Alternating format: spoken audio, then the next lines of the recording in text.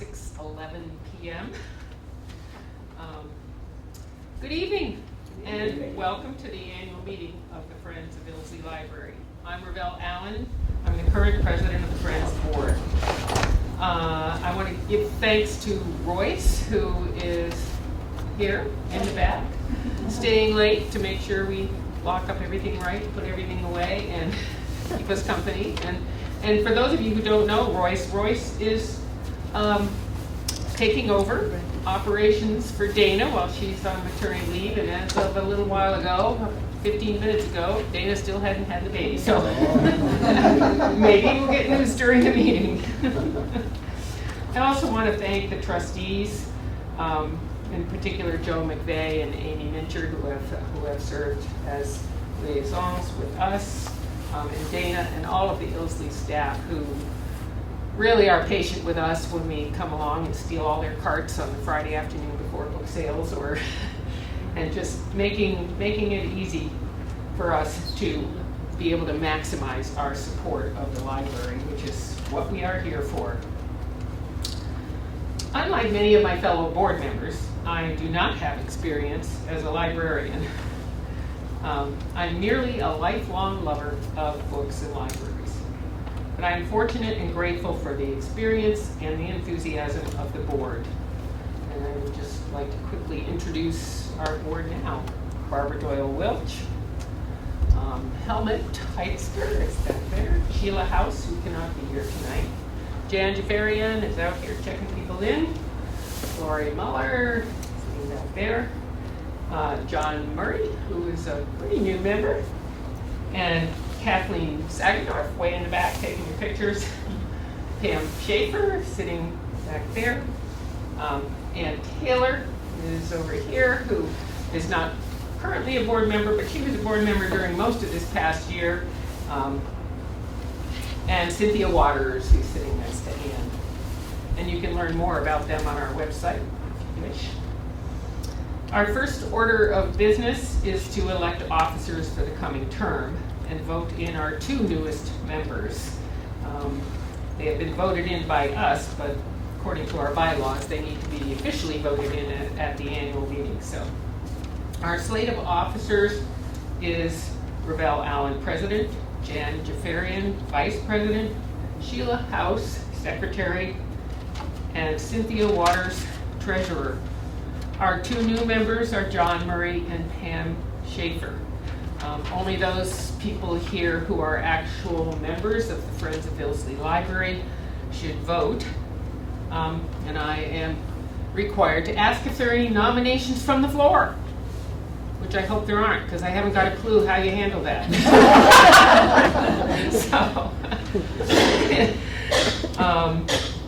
Hearing none, is there a motion to approve the slate of officers and new members of the board?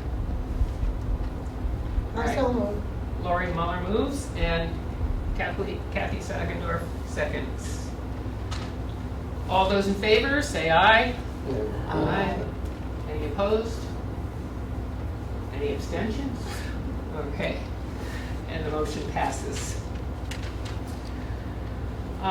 Before we move on to our bylaw discussion, I especially want to thank and recognize Lori Muller, who has been on the board for, I don't know, she can tell me, decades, I think, and has served as our president for many, many years. And as our unofficial Friends of the Library historian, there are some scrapbooks back there that you could take a look at when you're having refreshments later that she has put together. We're hoping that she's going to agree to become our official historian now that she's not going to be on the board anymore. She's deserved a vacation. I also want to thank and recognize Helmut Heitzker, who's also, I don't know how many years have you been on our board, Helmut? Oh, 4 or 5. 4 or 5, yeah. Something like that. Right? Well, Helmut is a quiet and steady presence. He probably sometimes gets overwhelmed by all of us hens at the meetings, but he just sees what needs to be done and just quietly does it. So we really appreciate him, and we're going to miss him. Helmut is going to be moving to a new area of the country soon, so he will be leaving the board, unfortunately. And Ann Taylor, who, as I mentioned, served as our secretary for half of this past year and had to leave the board, but has also continued, even after leaving the board, to do countless volunteer activities and research to keep us on track and make sure that we are not agreeing to do things that we shouldn't be, and we really appreciate the expertise that she has brought to us and to the board. She also is going to be moving out of the area. So much thanks to you, Bree.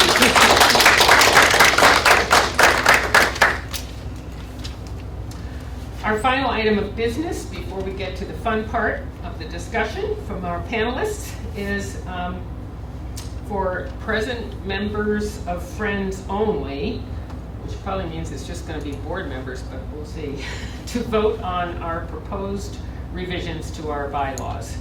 These have been available for members to view in the library and on our website for the last few weeks. And I can just summarize the revisions. The major revisions to the bylaws define more clearly the duties and the term lengths of officers. They allow for electronic meetings and voting. They require the Friends to carry an insurance and indemnity plan policy, and they call for an annual independent financial review. Any questions on revisions? And there is one copy available out here if anybody wants to view that. And according to our bylaws, we need to have a 2/3 majority of the Friends members who are present, which is why Jan's been checking in members so we know how many we have. Do I have a motion to accept the proposed revisions to the Friends bylaws? So moved. Barbara moves. And a second, Ann Taylor. Is there any further discussion or any other questions people have about those revisions before we call the vote? And I would like people to vote with a show of hands so that we can have the count and figure out whether we have our 2/3. So, all those in favor?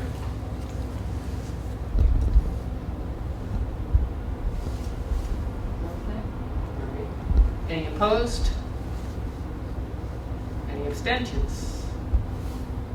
And it looks like the revisions to the bylaws passed. And this ends the business part of the meeting. I'm going to turn things over to Barbara Doyle-Welch, and she's going to introduce our panelists so that we can hear about writing.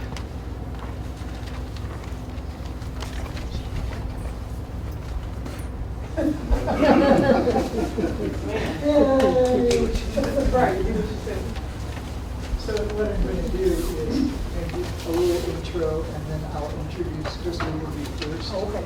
And then she'll speak, and you're going to be last, and Steve and Carl are second. I'll introduce you single. You can talk from here, or you can go to the podium, whatever you're most comfortable with.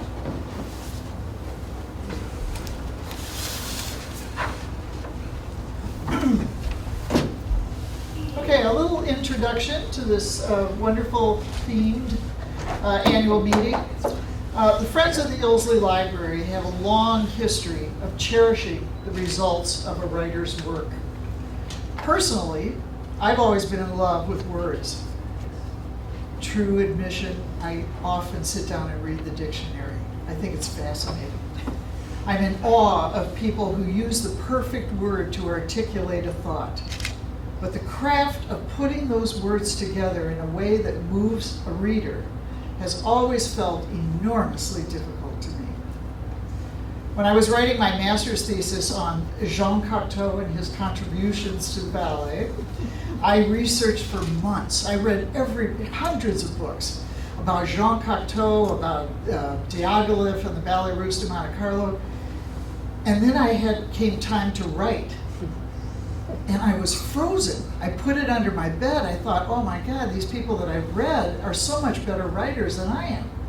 So it went under my bed for about 6 months. And then my advisor suggested that I get moving on this. So just so you know, I did finish the degree and I finished the thesis, but it was not magnificent in my opinion. So tonight, we honor those who write well and use the written word to convey their thoughts. Tonight's theme, we're hoping, we're pulling back the curtain to learn about the writing process before it comes to the library shelves as a finished piece. What happens before we get to it, the readers? We have turn it over, Barbara. Okay, some of the questions that we thought might inspire tonight's conversations. How and when did you become a writer? What are your processes in developing a written piece? Where do you get your inspiration? Who are your mentors or favorite authors? What advice would you give to novice writers? Do you write for an audience or for yourself? Do you have writer's block sometimes? Is the written word easier for you than the spoken word? So we have a panel of 5 local writers who will talk and answer questions about their inspiration and process as writers in a wide variety of genres. At the end of their presentations, we'll have hopefully time to talk and ask questions of them and have a really good conversation about the art and craft of writing. Our panelists are Crystal Brown, Steve Harris, Bobby Lonely, Carl Lindholm, and Dinah Whitmarsh. I'm going to start with a short bio, and then with Crystal, and then we'll do a bio for each one. These are really shortened bios because I thought you don't want to hear me. You want to hear from the writers, not the bios. But if you go to our webpage, there's more fulfilling biographical information. Crystal Brown. She describes herself as a mother, an artist, an educator, a disciple, a coach, and an author. She's a Chief Visioning Officer for Steps and Stages Coaching, Facilitation, and Consulting. Crystal is also an Associate Professor in the Dance Department at Middlebury College. She has recently published a book of devotional writing called Steps and Stories. Crystal.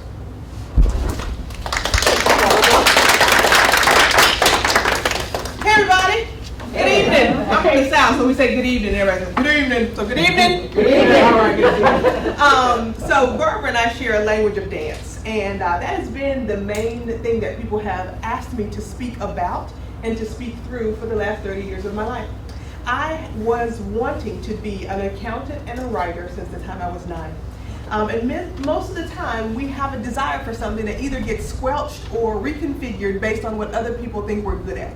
And so this desire to publish and to be a writer and to have the words that come out of my mouth be transmitted to a page that someone can read in the intimacy of their home has been the new conduit for what I would like to call my transition from the stage to another stage. So as being the Chief Visioning Officer of Steps and Stages Coaching, I love to work with people in terms of bringing their stories to life, mostly the stories that they haven't lived out yet. We think that the content of your life is the curriculum for your evolution. And so this manuscript, this 30 Days of Growth with Grace, came out of a practice that one of my coaches gave me, which was, hey, why don't you write an email to your list every day? I was like, every day? What am I going to say every day? And he was like, I don't know. And so I started telling these stories to the people who were on our email list. And someone said, well, you said you wanted to write a book, right? And I said, yeah. And they were like, well, it seems like you have one. Right? And I was like, oh, it doesn't have to be a memoir because I really have a bad memory. So telling the story linearly might be harder than it needs to be. And so we started to pull out these nuggets of these emails that have been written for over 2 years on a daily basis. And we're going to turn those into a series of devotionals. So the first one is called Steps and Stories, 30 Days of Growth with Grace. And next year we'll publish something different. Maybe 30 Days of Courage. Who knows? Right? But it gives me the opportunity to share the real life manuscripts that are actually fueling the coaching practice and my own personal transformation, but also to allow people to read and reflect simultaneously. So the devotional is a set of 30 small anecdotes with questions and places for you to write your own news stories.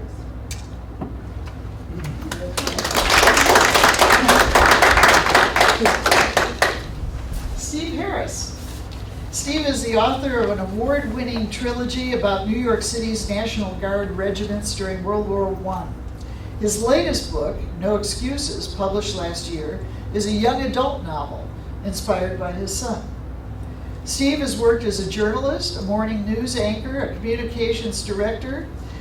He was also a senior writer on the history of the Olympics, a piece called Olympic Gold, which won the Cannes Film Festival Award for the best reference title. Slightly abbreviated. Steve actually, it goes on and on and on.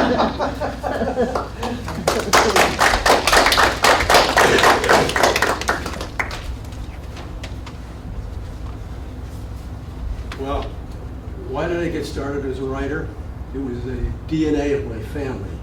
I come from a family of writers, artists, and newspaper people, magazine people, and so I grew up in that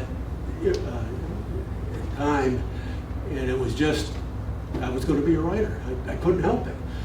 My grandfather was the foreign editor of the New York Herald. My great uncle, his brother, was one of the first reporters on a new newspaper called the Daily News in New York. And my other uncle, great uncle, was a magazine illustrator and comic strip artist, and created a comic strip with Al Capp, who created Little Abner. And that was that. My mother was a freelance writer, and my oldest sister was one of the first women to be on the editorial staff of a new magazine in the 1950s called Sports Illustrated. So I had to be a writer. I had no choice. And I went away to college. I was going to try to be an archaeologist. But the college I went to, we had to major in anthropology, minor in archaeology, and I said, boo, and I left.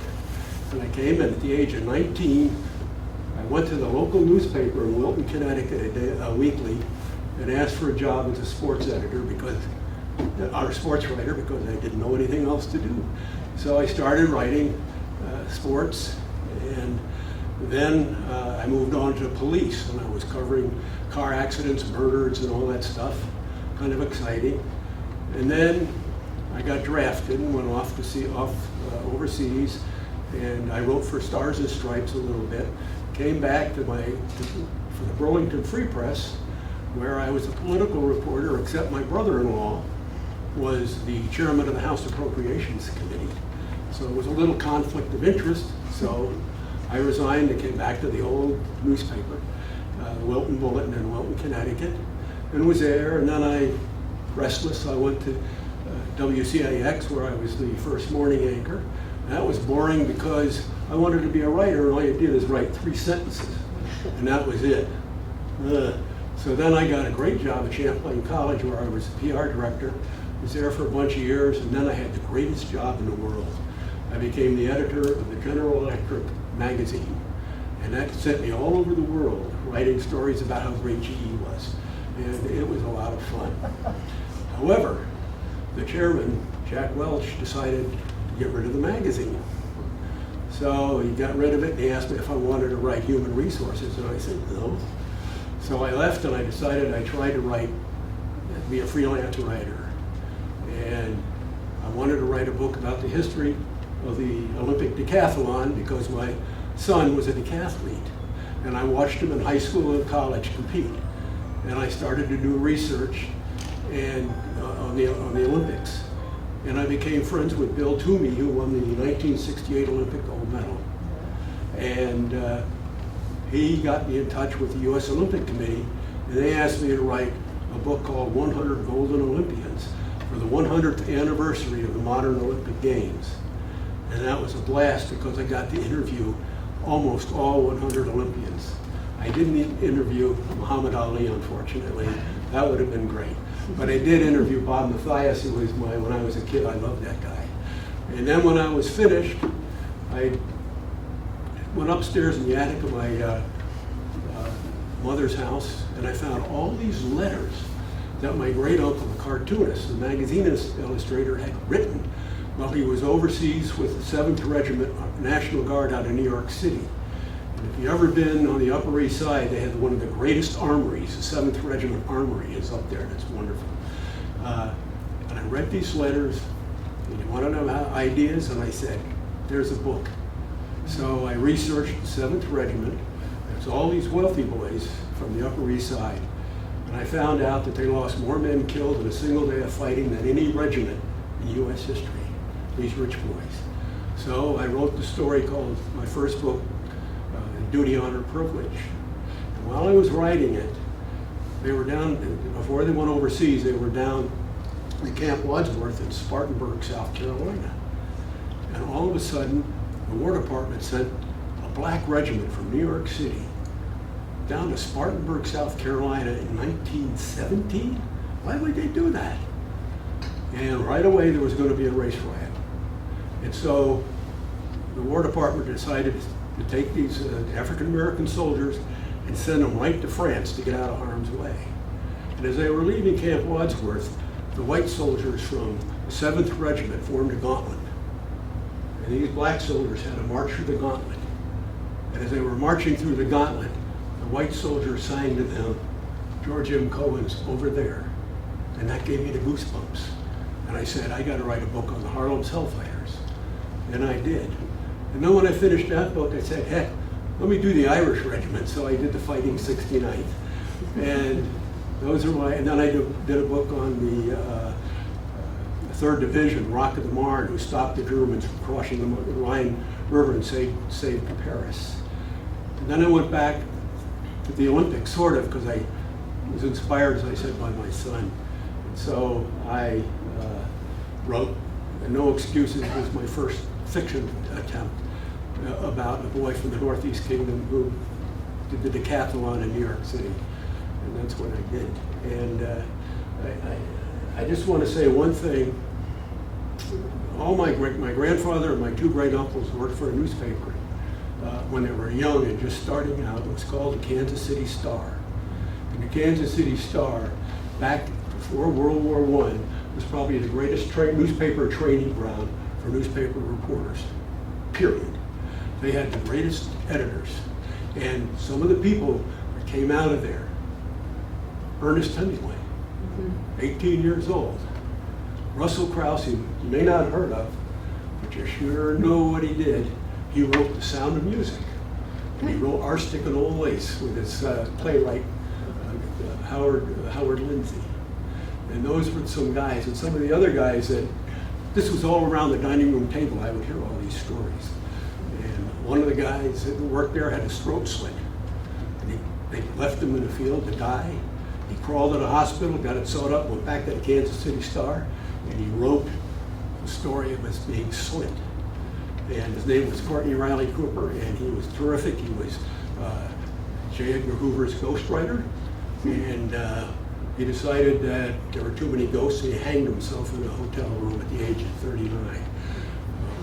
But one more thing, the Kansas City Star had great editors. And one of them was a guy named T.W. Tommy Johnston. And Tommy Johnston, nobody knows, but you know what he started. He started the Elements of Style. Everybody knows about that, but his was the Kansas City Style. And I just want to read the opening words.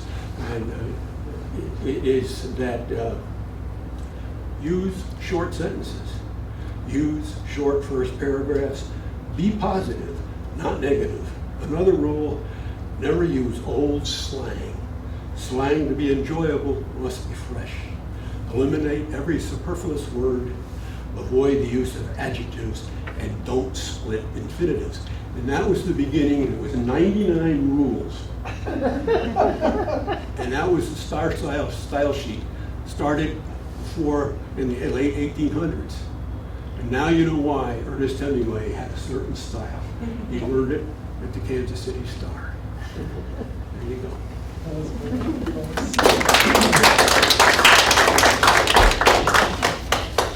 No wonder. couldn't get my thesis written. I had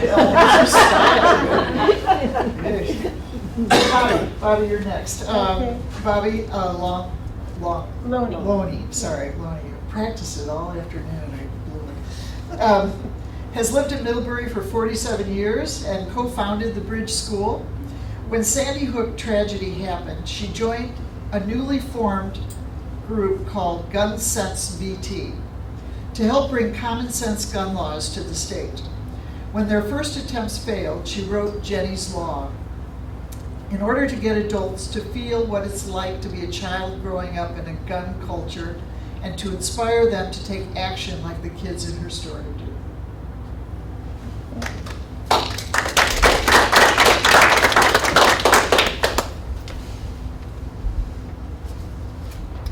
Jenny's Law. So the last question, who made up those questions that we got? Those were great questions. It was a group thing. It was a group. And the last question, is the writer more comfortable, is the written word more comfortable than the spoken word? Yes. So I wrote out what I'm going to say. I'm a fiction writer. I've written 7 books, 2 when I was younger and still teaching, and 5 since I retired. One of them is published, and it's published by me. I hired people to do all these pieces because I got sick of writing query letters, and I felt compelled by events to get a message into the world. And that book is Jenny's Law. On the back of the book it says, there's a quote from Gandhi, "The true measure of any society can be found in how it treats its most vulnerable members." It also says that the book is written for ages 12 to 112. And I think that's typical of everything I write. I'm a former teacher, a mom, a grandmother. All of my books have been inspired by wanting adults to see the world that the kids are living in. Gun violence, addiction, racism, a pandemic, among other things. And too many grown-ups that don't seem to have grown up and feel helpless, along with those who are just struggling to make things better. Each book, I think, has the context of a family that is having to become better after a crisis hits them. I love writing. I love editing through draft after draft. I have to stop myself sometimes, but that's it.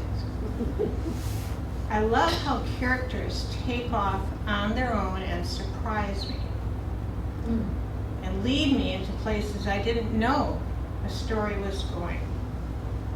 They become real with their own ideas, words, and plans. When I was little, I used to go to sleep making up things that people I knew said. I still do that sometimes, and it can be confusing. Sometimes I will actually say to somebody, "But you said that," and I had made it up. I can be driving along in a car and see something and start making up a story about that. That also can be confusing. I've loved books as long as I can remember. It really resonates with me what you said, Crystal. I wanted to be a writer from when I was quite young. And I was also good at teaching my little sister. And teaching paid. So there I went. I lived a block from a library. I could go there whenever I wanted and take out 10 books at a time. I think I probably had a path worn to that library and back. And later on, I got to work at that library. I loved particularly the Betsy Tacy books by Maud Hart Lovelace, and I think it's because Betsy wanted to be a writer. And that was a Minnesota writer, and I lived in Minnesota. I made a catalog library at Bridge School, which was so much fun.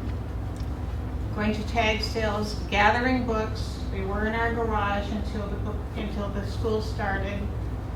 And then cataloging them, and that was before there were computers to do that. So I had made decisions about where all these books were going to be, like what was the subject for that book.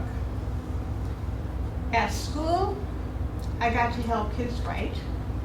I got to write scripts for history plays, for picture book plays. But what I wanted to do was write books that would live on library shelves.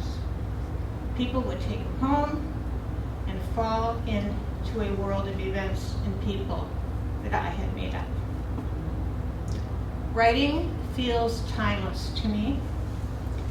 Sometimes I set a timer to fill a quota. 2 hours a day is usual in 2 chunks. But more often, the timer is there to make me stop, to make me take a break, to take care of my back, to drink some water, to eat. I might start with a loose outline. I might start with just a character and something that character says. But as people and places develop, I get into sticky note land, where things just pop into my head. I'll be taking a walk, they pop into my head. I'll be doing the dishes, they pop into my head. And I have to write them down as quickly as I can get to a piece of paper. My kids say you could write them in your phone, but I'm still on paper, unless I'm desperate and only have a phone. And those sticky notes might just be a phrase or a piece of dialogue or a whole new character or a new direction. I was a teacher for a long time. The advice I would give to any adult wanting to write is the same advice I would give to my students. Just write. Write anything for a certain amount of time. Something will happen. Put in the time. Do it regularly. You'll be surprised about what you have inside. You don't have to share it until you want to, if at all. But write something. You don't even have to look at it again. But give the place and time so something can happen. Make it concrete. Something happens in our brains when we move from there to there. Thanks.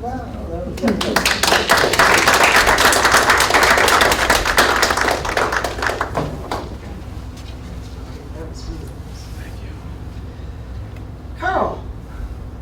Carl has taught writing at high school and college level for over 40 years, largely in the context of literature classes. He has written a column, which I'm sure we all read, in the Addison Independent called Sports Mostly since 1989, where he has won several regional awards, for which he has won several regional awards.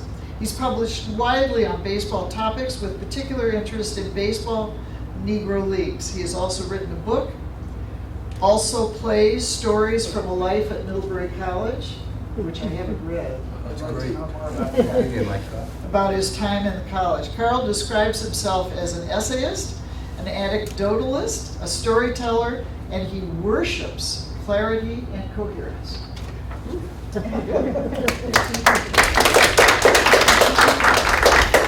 So prepare yourself for an incoherent.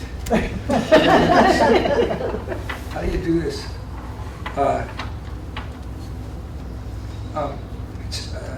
Responding to Steve, Steve wrote this book about Harlem Hellfighter, and that was a connection for the two of us because can't start with a digression, but I've always loved to write. I've always been a good writer in the academic sense. I was an English major in college. English class was always my favorite. But I was an athlete. But I was an athlete as well. I loved sports. I loved what sports could do in a positive sense, and try to convey that in what I write about sports now. But the coincidence with Steve and me was I was aware of this really significant baseball player. I got interested in the Negro Leagues as an act of compensation because I grew up in Maine and I didn't even know there was a Negro Leagues. And I thought, you know, Jackie Robinson, I wished that the Red Sox could get a player like Jackie Robinson. Of course, they could have had many players like Jackie Robinson. It was my introduction to racism. But to connect with Steve again, there was a player named Spotswood Poles, who was a great player, and of course he was a member of the Harlem Hellfighters. So that was a very nice connection. So I mentioned I've always felt that, but I never felt myself a writer. I used to go to the Breadloaf Young Writers Conference, and I'd get a badge that said writer. I'd put it up on my door. I was a person who wrote, you know, sort of in the Emersonian sense. And I'd like to have in my jobs, I don't think a person like me exists at the college anymore because I was a true hybrid. I was able to earn a PhD when I was teaching high school out in Cleveland. So that kind of qualified me to teach classes, and departments love to have somebody that comes in and teaches outside the normal curriculum. I taught freshmen 17 years of first-year seminars and had a ball, shared the library space with Barbara.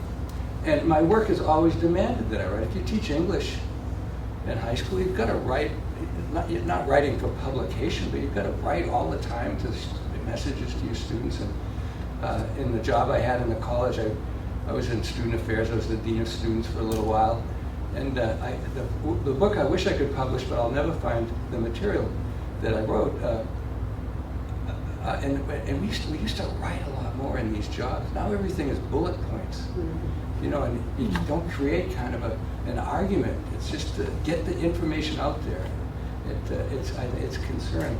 But the letters that I wrote to students who failed, I thought were wonderful letters because it was both telling them the nature of their transgression, but also, you know, not to give up and to come back. You know, go somewhere, you know, compensate for what you've done and come back and succeed. And these would be wonderful. I wish I could just publish those because I think it was some of my most earnest writing.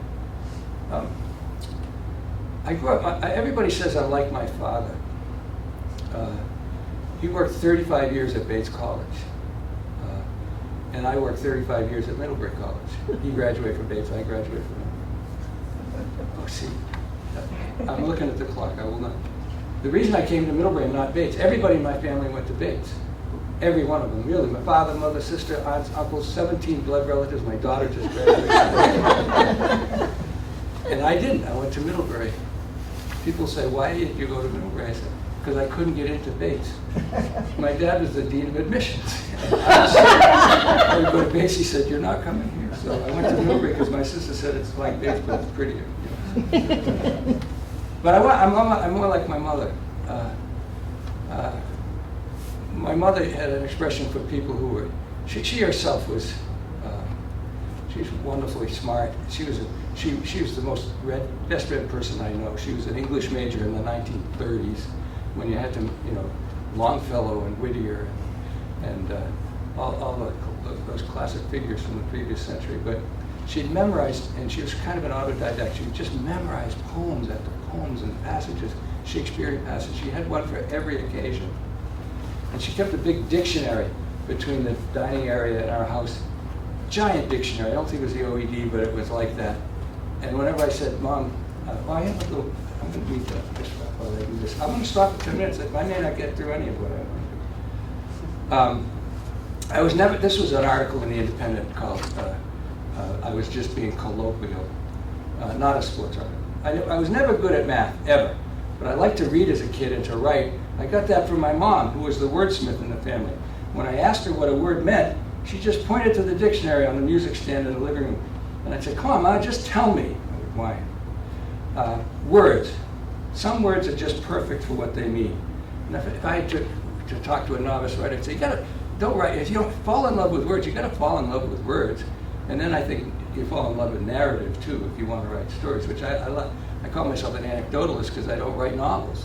I don't write longer pieces, I've written a couple of short stories. Some words are just perfect for what they mean. Words like vagabond and gallivant. Plus they're fun to say. Other words that are fun and often perfect in context. Bagatelle, juggernaut, panoply, eviscerate, filigree, avuncular, haberdasher, superfluous, brouhaha, collaborate, quintessential, scintillating, usurp, titillate. Ooh, that sounds naughty, doesn't it? Peccadillo, also naughty. So little time, so many words. My mother always corrected me when I used good, when she thought I should say well. We played good. My salvation was that when I learned the meaning of colloquial. So when I used the word or expression wrong and was called on it, I told her, Mom, I was just being colloquial. I taught colloquial to my own kids early. I told them if they got in trouble in elementary school for using a naughty word, they should tell the principal, just being colloquial. They could also say, I was using the vernacular. So that's my mom. My mom sent poems off to magazines, Collier's and the Saturday Evening Post and so forth. And when she died, we made a little booklet of her poems. I was going to read them, but I don't think I will because of time. Barbara, I forgot where I started, so I want to a couple of other thoughts. Just maybe a little bit about process. Writing is, I love to write, I love to read. Writing is hard for me. I'm not a disciplined person. My mother would call people like Leo, usually people like me, flippity gibbered. I'm not well organized. And I subscribe to a theory of writing called the Platonic school of writing. I believe that what I want to write exists in a perfect form out there. And I have to be in a state of grace to bring it in. My muse is reluctant, it's evasive. So I have to go to I should tell students, so go to a place where you feel most comfortable. Wear the clothes that you feel are best. Make sure you mull what you want to write for a long time. I was terrible on deadlines. I used to tell students, if you don't want to hand it in now, you can hand it in later. Know that the teacher's helping, but be aware you're going to have other work to do. It will get you in trouble. So when I write, I go and I say, I'm going to wrestle the bear. I'm going to go in and wrestle the bear. So it's kind of a problem for me to get things done. I have trouble starting things, and I have trouble finishing things. Therefore, writing for this wonderful local newspaper is fabulous for me because I thought I brought one of these. I did. These are a couple of aphorisms that work for me. You can't just turn on creativity like a faucet. You have to be in the right mood. What mood is that? Last minute panic. Galvin and Hobbes. Duke Ellington said, I don't need time, I need a deadline. And that works for me. And Brett Smith, the wonderful sports writer, said, there's nothing to writing. All you do is sit down at a typewriter and open a vein. So that's not a very coherent set of remarks. I did bring in the Dead Sea Scrolls. Remember these? Oh yeah. These were I'm so grateful for I'm a technophobe. I can't do anything technological. The computer baffles me. But as a word processor, as a typewriter, what a joy it is to have that. You revise as you go along. So I have boxes and boxes of these essays that I get. Is anybody like? I'll stop. That's good.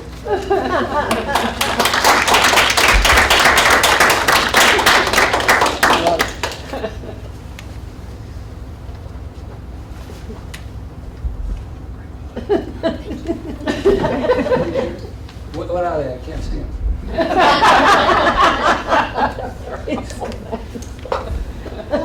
You can write better with those. Our last speaker is Dinah Whitmarsh. She is a junior at Millbury Union High School. She grew up in Oakland, California, and has been reading and writing for as long as she can remember. When she was young, she would narrate her stories out loud in her backyard and around the house, but now she prefers to write them down. Dinah likes to write fiction and poetry, and her work includes things like talking swords, fruit, and elaborately wrought scenery. She now lives in Cornwall and works as a page at Ilsley Library. Dinah, a different perspective.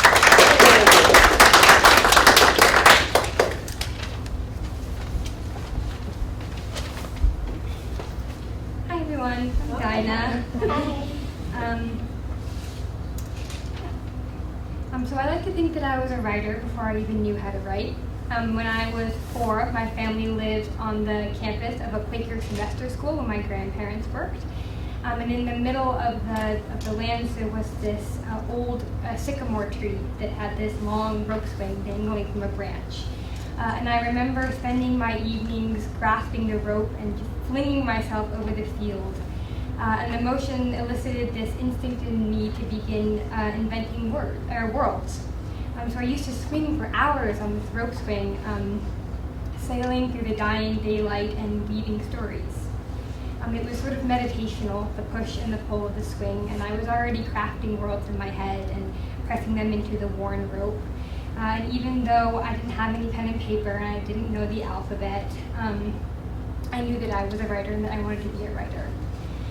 And then when we moved to Oakland, California, our backyard was smaller than the 240-acre campus I was used to, but my parents still managed to tie a blue rope to the branch of a tree and lead me to it.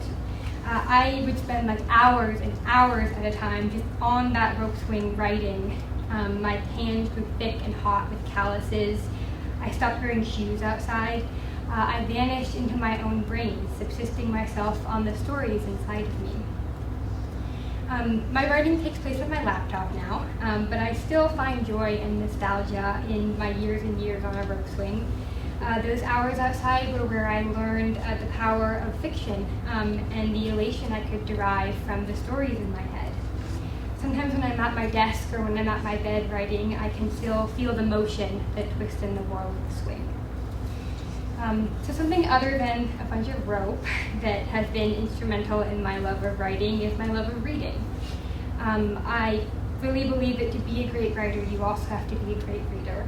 My parents like to joke that I learned to read overnight, and that's not an outlandish exaggeration. Words have always come easy to me. I love the communion that comes with both reading and writing. I love how reading is a conversation between the author and the reader, how both minds can influence the piece of art. My greatest inspirations as a writer are the authors who do this well, whose stories and characters envelop me in a way that makes me feel like I'm in on a secret. I think Sally Rooney's Conversations with Friends and Clems's The Burning Girl are two of my favorite novels that are incredibly inspirational to me. I also love brilliant and older authors like Jane Austen for this reason, the way that her characters, especially her women, and their emotions and feelings and struggles and conflicts transcend time, and I, as a teenager in the 21st century, can find myself and my feelings in her characters and their narrations.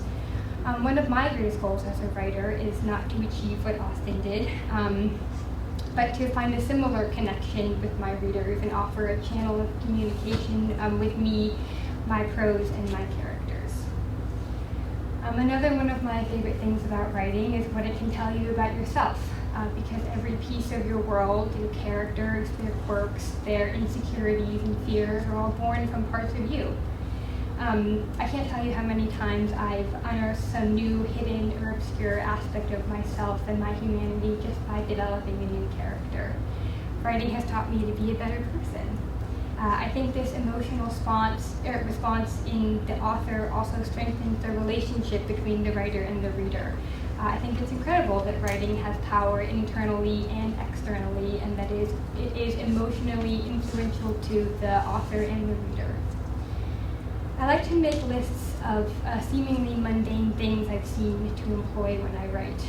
Veins in a soft wrist upturned to receive perfume, a little jar of saffron breaking on the kitchen floor, a matcha green marker and a charcoal scarf, fireworks bursting just before the sound. And when I use these moments in my writing, I am pushing into an adjacent universe, this world crafted of the things that I find beautiful, this whole universe made of my ordinary observations. So when I write, I'm writing for that part of me that is still clasping to the rope swing, whirling and twisting between one reality and another. Thank you.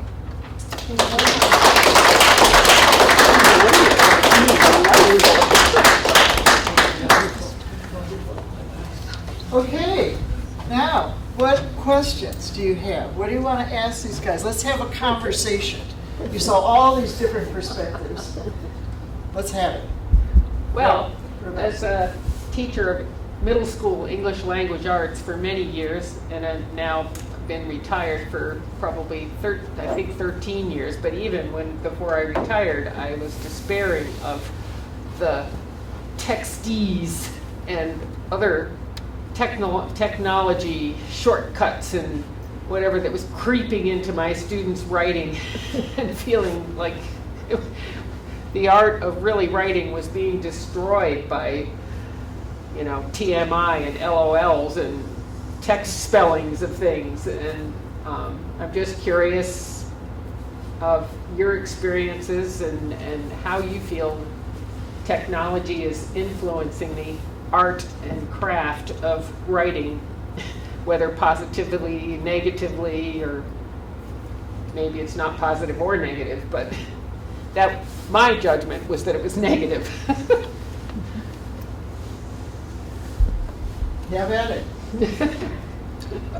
I think that we all have a passion for narratives, stories, but I think the visual has kind of replaced the written word in so many ways. I mean,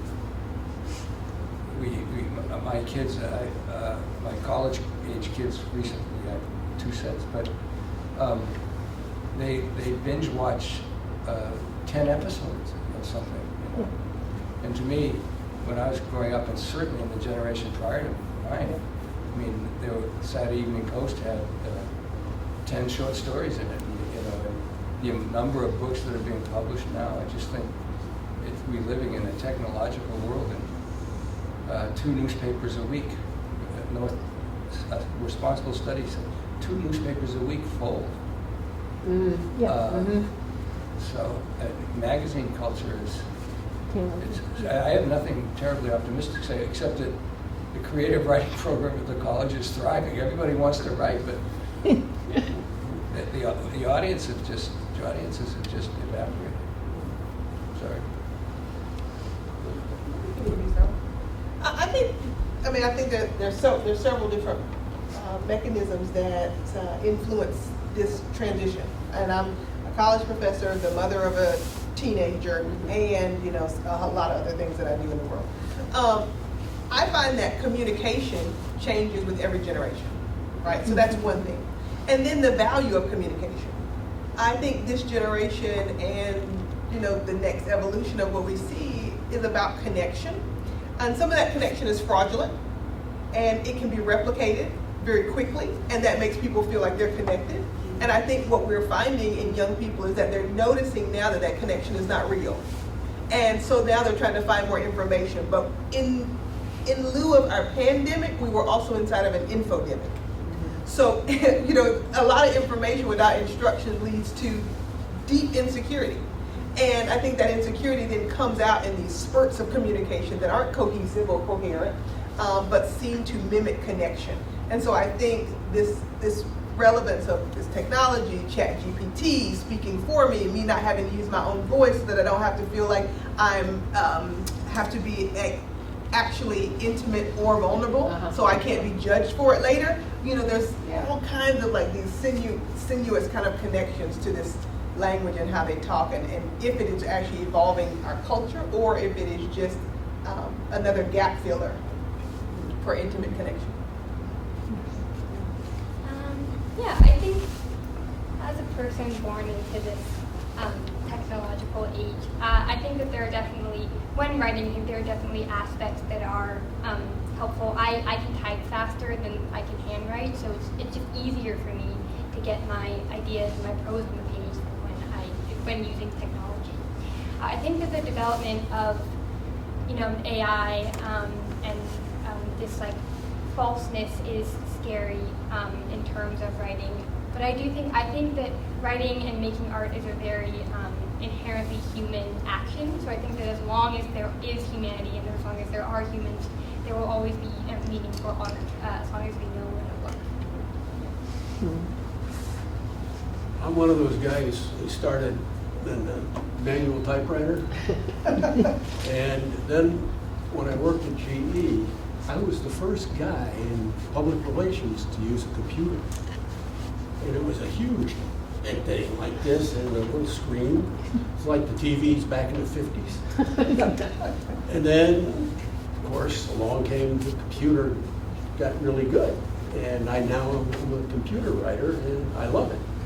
And because I'm a rewriter. I love to rewrite. I can do it a lot easier on a computer. But the one thing I have noticed since we just moved back a couple of years and we're living in Overbrook condos, and our condo faces a driveway in which the kids march from Battelle Acres or whatever it is to the high school. And I'm sitting in my office typing and I watch them walk by and it scares me because they all walk like zombies. They're like this, they never look to each other, they never talk, they just walk like this.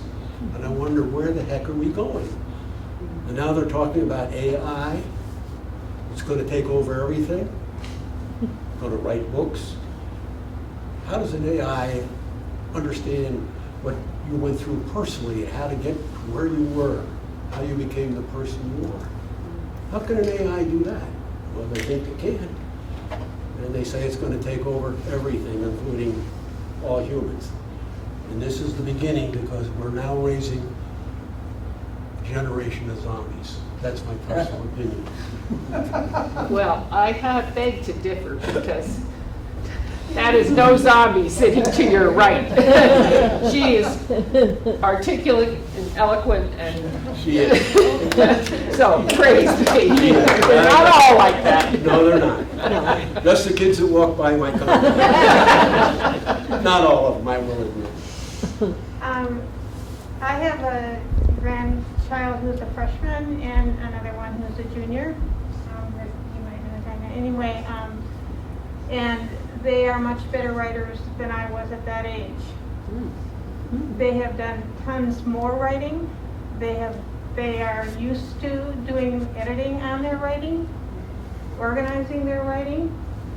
None of that was available to me in the way it is available to them. They're at ease. So in that way, the technology, I think, has served most of the kids as writers and doing the work that my grandkids anyhow, have done in school. And I guess I would add another thing. I have felt the same way as you when I see kids walking, but I also know that my relationship that I have with my freshman granddaughter would not be the same if we did not have our phones that we could go back and forth. She could send me a picture. You know, we have this communication that is so easy and so available. You know, I wrote to my grandmother maybe once a year to say thank you for something, and then it was when we were together that we communicated. So there's this plus to all of this communication that I think is there, as well as, you know, I can see the worries, and I have them too. But I see positive things in both of those places.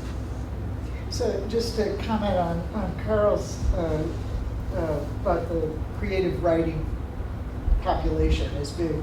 In libraries, over the last 20 years, we have gone from nonfiction checkout being the biggest to fiction checkout now is almost twice what nonfiction is. So you can kind of see the trend of public readings based on library circulation.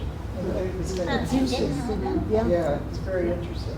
Well, and you can do so much research online. Exactly. Well, that's probably right. Yeah. It's harder to publish fiction though than it is to publish nonfiction. Yeah. Well, you can self-publish now. Well, everybody, now they have hybrid publishing, which is good. Anyway, I just think that's interesting that it switches up. Any other questions for this fabulous panel of brilliant writers? Brilliant local writer. Still brilliant. Yeah, no, I like it. You know, Carl had mentioned, the Saturday Evening Post and so forth. And I've noticed that the printed material like newspapers are starting to shrink and disappear.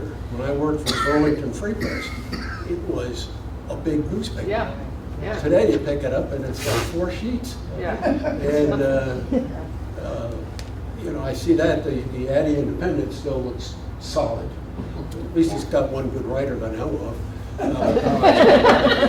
No, I think, and this sounds like an advertisement of self-serving, but I have never seen a local newspaper of the quality and extended depth of the Addison Independent. I mean, it's a local newspaper too. It covers local events, and as I mentioned, that the statistic of 2 local newspapers, 2 local daily newspapers, not even not daily, full every week.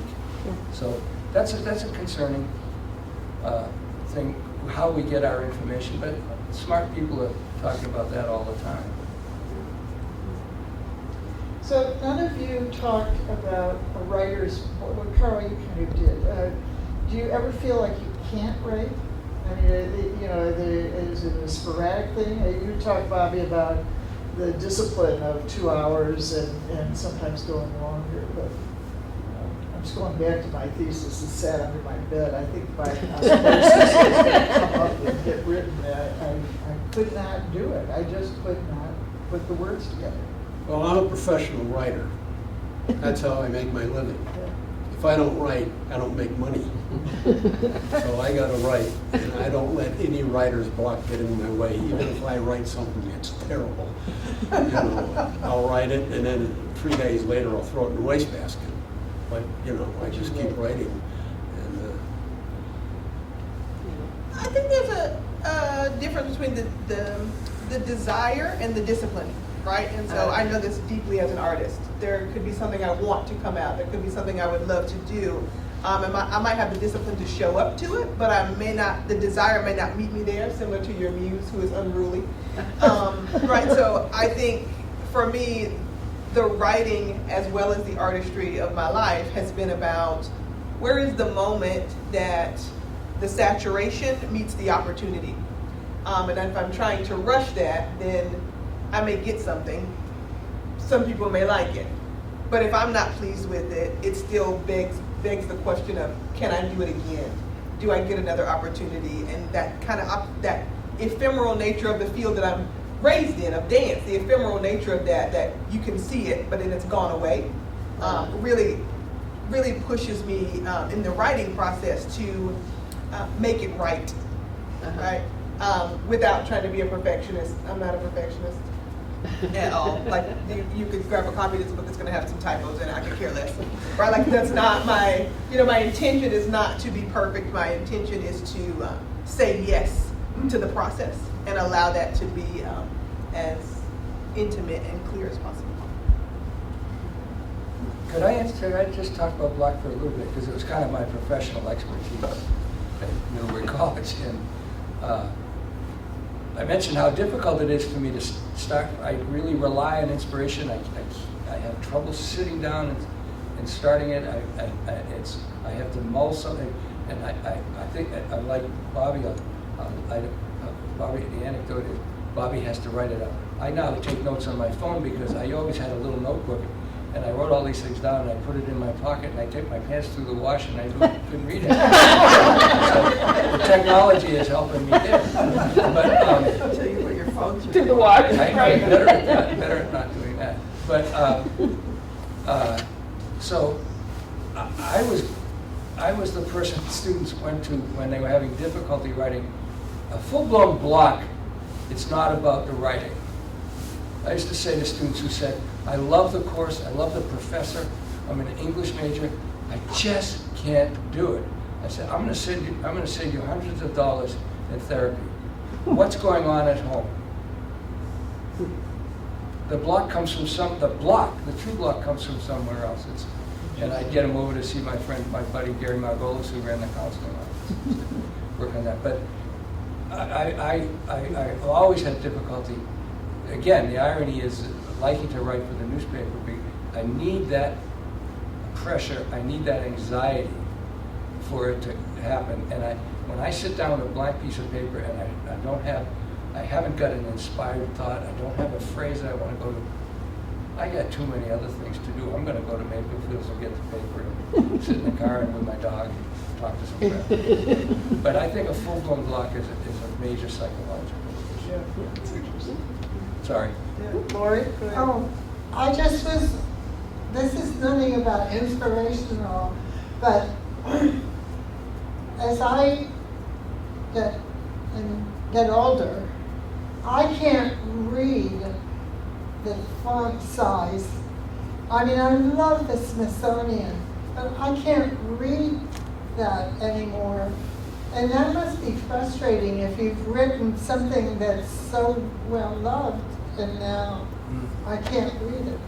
What Do you about- have any What feeling? about e-books? And can't you get the Smithsonian as an e-magazine and blow it up, the type, and you can read it that way?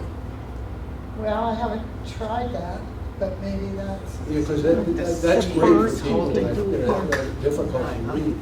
And if you get, the e-book, I guess it is. I don't have one, but I know you can get stuff from the I library. don't like the screen. Yes. Yeah, well, I have to have physical magazine, newspaper, I gotta have that. And, to read like this on the thing, I lose that connection. Yeah. Lori? Yeah. I've seen people with page-size plastic magnifiers. You put them on, you put it on the page of the magazine, and it magnifies that page.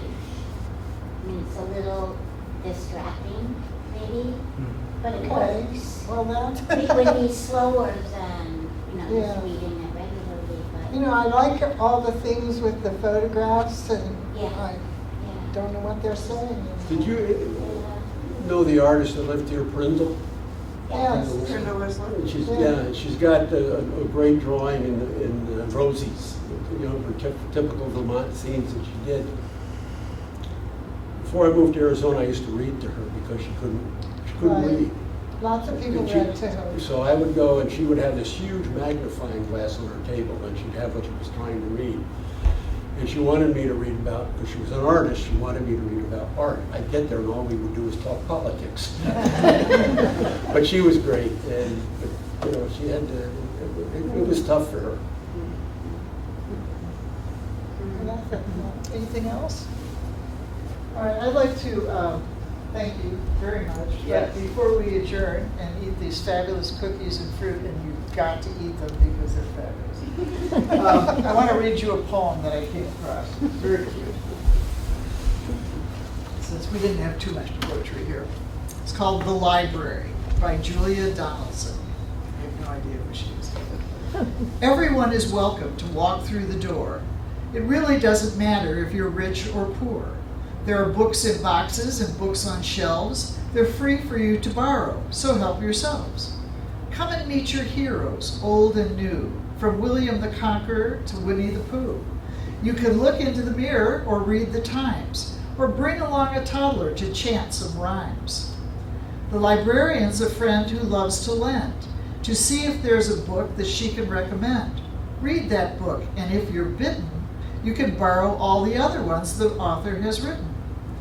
Are you into battles or biography? Are you keen on gerbils or geography, gardening or ghosts, sharks or science fiction? There's something here for everyone, whatever your addiction. There are students revising, deep in concentration, and school kids doing projects, finding inspiration. Over in the corner, there's a table with seating, so come along and join in the book club meeting. Yes, come to the library, browse and borrow, and help make sure it's still there tomorrow. Oh, that's great. Help yourself. Thank you very, very much.